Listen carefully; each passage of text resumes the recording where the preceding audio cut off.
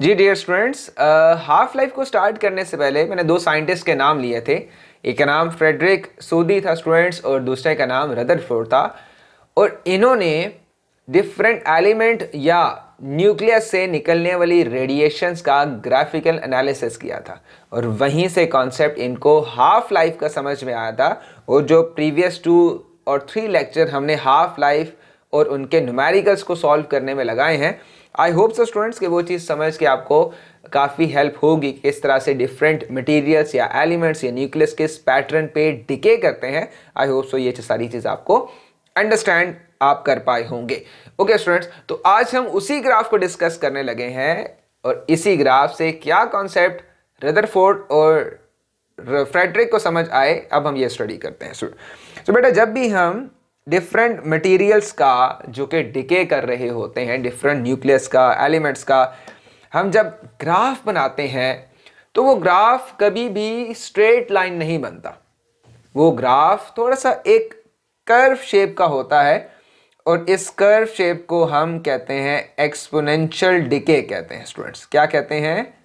Exponential decay कहते हैं। Students, क्या मतलब निकला? एक्सपोनेंशियल वर्ड का मतलब क्या है? ये मैथमेटिकल एक टर्म है जिसके मीनिंग थोड़ा सा मैं समझा देता हूँ, लेकिन ये ज़्यादा आप मैथ में ही समझ लेंगे। मैं ज़्यादा इसके बारे में हम डिस्कस नहीं करता, लेकिन मैं आपको ग्राफ का समझा रहा था कि कुछ कर्व स्ट्रेट लाइन होते हैं। ये जो कर्व है, ठीक है, ये हमारे पास, इसको नाम हम देते हैं कि ये बेसिकली एक्सपोनेंशियल डिके है। और एक्सपोनेंशियल हम क्यों कहते हैं स्टूडेंट्स? एक्सपोनेंशियल स्टूडेंट्स हम इसलिए कहते हैं कि जब भी कोई चीज अपने इनिशियल पैटर्न पे कंटिन्यूसली डिके होती है, उसी पैटर्न को फॉलो करके, तो इसको हम एक्सपोनेंशियल के वर्ड में या एक्सपोनेंशियल की टर्मिनोलॉजी में डील करते हैं। अभी मैं यहाँ पे आपको डेफिनेशन लिखवा देता हूँ students. A graphical representation of exponential rate at which radioactive disintegration occur. थोड़ी सी मुश्किल वर्डिंग है, आई होप सो कि आप अंडरस्टैंड कर पाए होंगे। मैं दोबारा समझा देता हूं। Graphical representation of the exponential rate. Students, exponential क्या है? मैंने एक वर्ड बोला, हालांकि ये वर्ड आपको सीखना नहीं है, आपको एज इट इज इस चीज को समझना है। एक्सपोनेंशियल का वर्ड या एक्सपोनेंशियल का मीनिंग या एक्सपोनेंशियल की टर्म हम यहाँ पे इसलिए यूज कर रहे हैं कि इनिशियल जो रेट है उसी को कंटिन्यू किया जा रहा है लास्ट मोमेंट तक। क्या मतलब निकला स्टूडेंट्स? मतलब ये कि अगर पहले टाइम में फर्स्ट हाफ लाइफ में 50% डिके हुआ, तो सेकेंड हाफ लाइफ में भी 50% डिके हुआ। तो इनिशियल डिके रेट क्या आया? 50 साइकिल, 50 काउंट रेट पर सेकेंड। तो अगले सेकेंड में भी या अगले हाफ लाइफ में भी क्या आया? रेट आया 50 काउंट रेट पर सेकेंड। थर्ड हाफ लाइफ में भी क्या रेट आया स्टूडेंट्स? 50 काउंट रेट पर सेकेंड। इसका मतलब है कि ये जो डिके हो रहा है, ये अपने इनिशियल टर्म को देखते हुए या इनिशियल रेट को देखते हुए ये डिके हो रहा है, इसलिए इसको हम नाम देते हैं एक्सपोनेंशियल का। ठीक हो गया स्टूडेंट्स? बाकी इसके बारे में डिटेल आप जानना चाहते हैं तो थोड़ा सा मैथ्स आपका स्ट्रांग होना चाहिए, जिसमें आप एक्सपोनेंशियल एक कर्व बनाते हैं या एक्सपोनेंशियल फंक्शन अप्लाई करते हैं और नेचुरल लॉग आप अप्लाई करते हैं। तो ये चीज़ें फिर कहीं ना कहीं आप बड़ी होकर क्लासेस में काफ़ी डिटेल से देखेंगे। मैंने अभी इतनी डिटेल से आपको ये चीज़ें समझाई नहीं है, बहुत सी चीज़ें इसमें और हैं समझाने वाली एक्सपोनेंशियल वर्ड के मतलब में, जो आपके मैथ्स के टीचर आपको मुझसे बेहतर समझा पाएंगे इस कॉन्सेप्ट को। अभी थोड़ा सा मैंने हल्का फुल्का सा आइडिया दे दिया ताकि आप लोग परेशान ना हो जाए इस वर्ड से। ओके बेटा, so if half life the parent nuclei remains after a one time increment, the 1 quarter will remain after the next time and increment and so on. so बेटा, अब हम स्टार्ट करते हैं इस कॉन्सेप्ट को। देखें जी, y एक्सिस बेटा आपके पास क्या आएगा? नंबर ऑफ पेरेंट न्यूक्लाई जो कि स्टार्ट हो रहे हैं स्टूडेंट्स। कहाँ से स्टार्ट हो रहे हैं? 1000 से स्टार्ट हो रहे हैं। ठीक हो गया? अब जरा चेक कीजिएगा, इस x एक्सिस पे स्टूडेंट्स हम हाफ लाइफ का फिनोमेना लिख देते हैं। आपको इतनी ज़्यादा चीज़ें लिखने की ज़रूरत नहीं है, आप डायरेक्ट लिखें हाफ लाइफ T1/2, डायरेक्ट लिखें number of parent nuclei A से रिप्रेजेंट करते हैं। ठीक है? So students, first half life गुजरती है, तो 1000 को अगर आप 2 से डिवाइड करेंगे बेटा, तो ये हो जाएगा 500। तो आपका जो डिके रेट है स्टूडेंट्स, एक्सपोनेंशियल कर्व बनाते हुए किस पॉइंट तक आ चुका है स्टूडेंट्स? ये 500 तक आ चुका है फर्स्ट हाफ लाइफ। अब वो फर्स्ट हाफ लाइफ कितनी हो सकती है? वो कुछ डेज भी हो सकती है, कुछ सेकंड्स भी हो सकती हैं स्टूडेंट्स, और कुछ ईयर्स भी हो सकती है। नेक्स्ट हाफ लाइफ गुजरे स्टूडेंट्स, तो आपने 500 को फिर 2 से डिवाइड किया एंड योर आंसर इज 250, और ग्राफ में देखा तो वाकई ही आपको सेकेंड हाफ लाइफ में 250 ही वैल्यू मिल रही है स्टूडेंट्स। 250 को अगेन 2 से डिवाइड करें स्टूडेंट्स, तो आपको मिलेगा 125, जो कि थर्ड हाफ लाइफ में अगेन आपको 125 ही मिलेगी। इसका मतलब है कि जो स्टार्ट में जो एक इनिशियल डिके का रेट आया 50% का, वही डिके रेट आगे फॉलो किया जा रहा है, जिसकी वजह से आपको एक एक्सपोनेंशियल कर्व नजर आ रहा है। ठीक हो गया स्टूडेंट्स? अच्छा जी, अब स्टूडेंट्स एक और चीज हम देख लेते हैं यहाँ पे कि नेक्स्ट हमने जो प्लान कर लिया है वो ये प्लान कर लिया है कि दो कर्व को एक साथ बना देते हैं। अब मैंने आपको बेटा बताया था कि जो चीज़ें डिके हो जाती हैं उनको हम, जो रह जाती हैं उनको हम पेरेंट कहते हैं, पेरेंट न्यूक्लियाई कहते हैं, और जो चीज़ हमें मिल जाती है उसको हम डॉटर न्यूक्लियाई कहते हैं। ठीक हो गया? सो स्टूडेंट्स, अगर हम पेरेंट न्यूक्लियाई का कर्व देखें तो इसको आपने एज इट इज़ बना देना है। आई होप सो कि ये आप अंडरस्टैंड कर पाए होंगे।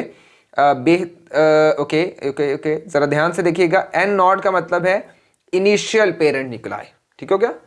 अब बेटा फर्स्ट हाफ लाइफ पे ये कितना रह जाएगा, ये एन नॉट डिवाइडेड बाय 2 रह जाएगा। इसका मतलब है एन नॉट को डिवाइड से 2 करो, डिवाइडेड बाय 2 करो, तो आपको फर्स्ट हाफ लाइफ का नंबर ऑफ न्यूक्लियॉन्स मिल जाएंगे। ठीक हो गया? सेकेंड हाफ लाइफ पे स्टूडेंट्स आपको एन डिवाइडेड बाय 4 मिल जाएगा। इसका मतलब है एन डिवाइडेड बाय 2 ये था, इसको डिवाइडेड बाय 2 दोबारा कर दिया, तो एन नॉट डिवाइडेड बाय क्या बन जाएगा स्टूडेंट्स, 4 बन जाएगा। और इसी तरह ये प्रोसेस जो है ये आगे कंटिन्यू होता रहेगा स्टूडेंट्स। ठीक हो गया? अब जो चीज़ें रह रही हैं स्टूडेंट्स उसको हम पेरेंट डिके कर्व कह रहे हैं। डिके कर्व हमने बना लिया इसका। ठीक है? अब जो चीज़ें हमें मिल रही हैं, एक चीज़ें जो रह रही हैं रिमेंड, और एक चीज़ें जो डिके हो रही हैं, जो डिके होती हैं उनको हम डॉटर कहते हैं, डॉटर न्यूक्लियॉन्स कहते हैं। ठीक हो गया स्टूडेंट?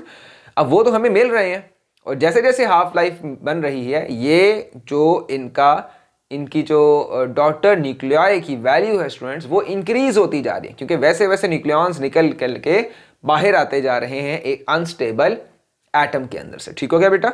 सो अब आपको अगर पेरेंट कर्व इस तरह नजर आ रहा है स्टूडेंट्स, तो आपको डॉटर कर्व किस तरह नजर आएगा, कुछ इस तरह से नजर आएगा, क्योंकि वो चीज़ आपको मिल रही है, रिसीव हो रही है, उसकी अमाउंट में इंक्रीमेंट होता जा रहा है स्टूडेंट। कोई भी कॉन्सेप्ट आप बना सकते हैं।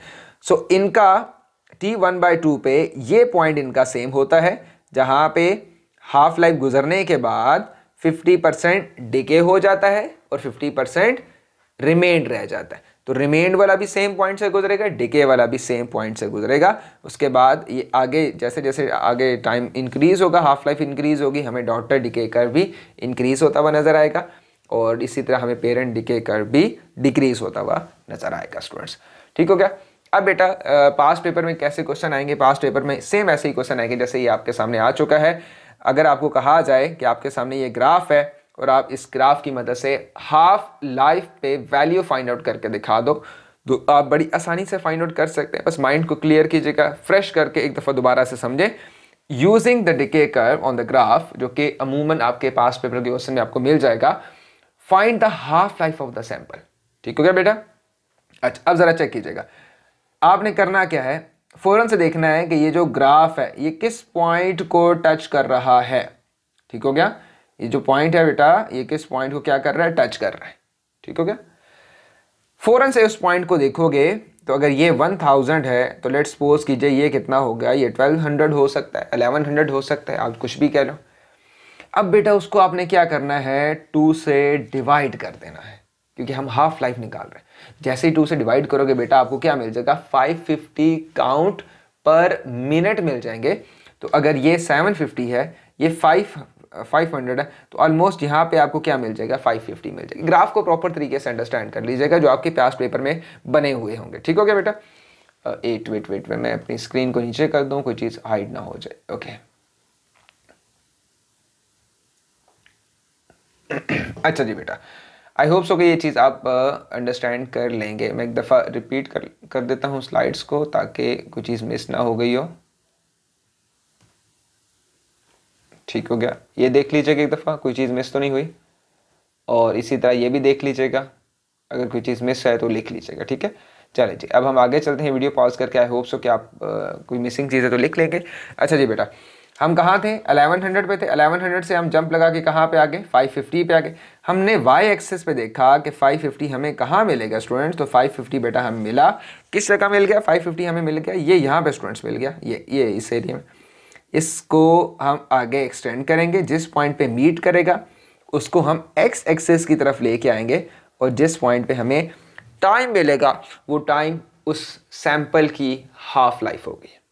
तो स्टूडेंट्स इस केस में 2 आवर्स जो हैं ये क्या है? ये इस सैंपल के हाफ लाइफ है। कैसे हमने फाइंड आउट किया? हमने ग्राफ को देखा, ग्राफ किस पॉइंट पे? फाइनल पॉइंट पे टच कर रही है, 1100 पे टच कर रहा था, इसको 2 पे डिवाइड किया। 550 हमने फाइंड आउट किया किस एक्सेस से? वाई एक्सेस से। वाई एक्सेस से एक लाइन को इलोंगेट किया, जिस पॉइंट पे इंटरसेक्ट किया वहाँ उस लाइन को हमने एक्स एक्सेस से इंटरसेक्ट किया, और इलोंगेट करके हमने हाफ लाइफ की वैल्यू स्टूडेंट्स निकाल ली। अगेन ये सेम कॉन्सेप्ट है, वही अप्लाई हो रहा है। ज़रूरी नहीं कि आपको काउंट रेट पर मिनट हो, काउंट रेट पर साइकिल हो। आयोनाइजेशन इफेक्ट या आयोनाइजिंग इफेक्ट भी हो सकता है स्टूडेंट्स।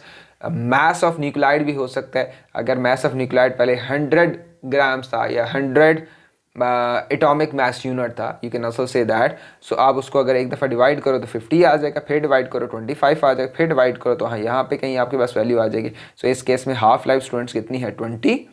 20 के बाद फिर 40 पे 25 रह जाता है, और अप टू सो ऑन। ये ग्राफ बेटा एक दफ़ा बना लीजिएगा। तो नेक्स्ट लेक्चर में हम इंशाल्लाह सेफ्टी प्रिकॉशंस की तरफ मूव ऑन करेंगे, और इसी फिर कॉन्सेप्ट में हमें स्मोक डिटेक्टर भी पढ़ेंगे, और इसके अलावा कुछ और कॉन्सेप्ट भी हम पढ़ेंगे कि इस तरह से रेडिएशन की मदद से फूड को प्रिजर्व किया जाता है।